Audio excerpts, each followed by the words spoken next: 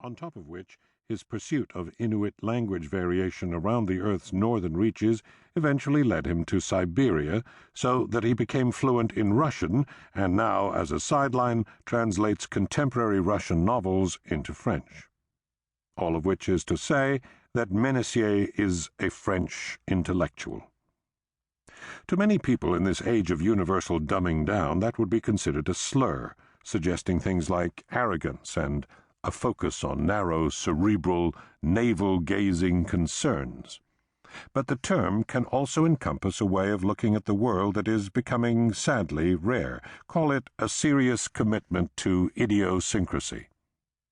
People who are configured this way can give you a headache, but they can also delight you with their inexorable weirdness. They work the way a joke does, pulling you unexpectedly off the easy chair that is your customary vantage point. They make you remember, if only for a moment, what a wild place the world really is. So I was happy to ride this wave for the next few minutes to listen to a little discourse on the 7 Eskimo dialects, how they divide into 2 families, what linguistic markers separate them, and the efforts to preserve the dialects and their cultures. Eventually we clattered back down the metal staircase to the floor below. Here 2 women in lab coats sat at a table handling human bones, long leg bones with porous, knobby joints, skulls of a slightly sickening orangey-brown hue. In the next room we passed a group of maybe 4 dozen complete human skeletons hanging on hooks, with a single gorilla skeleton standing in front of them, like a short, thick sergeant drilling a lanky squadron. As we went back out through the entry to this area, we walked by a bust of Pierre-Paul Broca, the 19th-century anthropologist and pioneer of brain study. We headed downstairs, passing the main exhibition floor of the museum with its quaint permanent exhibition, an almost aggressively confident display devoted to human evolution in which a succession of dramatically lit dioramas hit the milestones in the march of bipedalism. From Australopithecus, with its wide-arching plates of bone across the eyes, to Cro-Magnon, with its voluminous cranial capacity and frontal bulge, to their more delicate modern cousins. Finally, we could descend no further. The basement was in the process of being remodeled, and the fresh plasterwork and exposed bulbs gave it the pleasingly appropriate feel of a catacomb. My host produced a set of keys and opened a storage room door.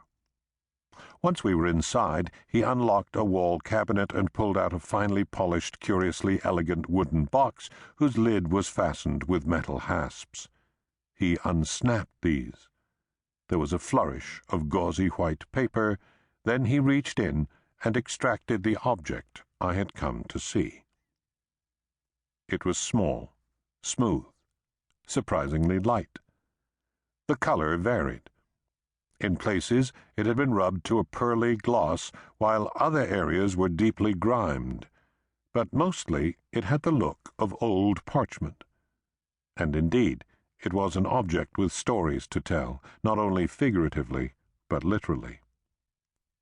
More than 2 centuries ago, someone had written a lofty poem in Latin on its crown, the letters of which were now faded to a watery brown.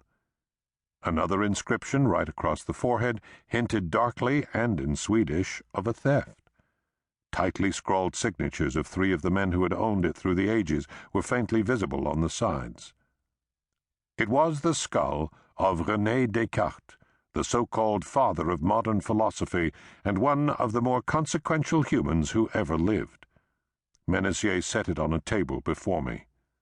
"Voilà le philosophe," he said dryly.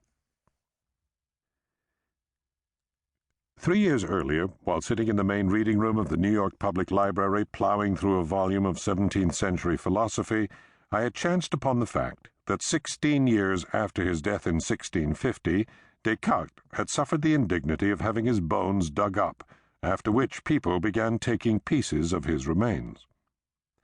Why do certain thoughts stick in the mind? They seem to have no practical value, but stand out from sheer strangeness. Typically, you'll entertain them for a while, like a child's toy.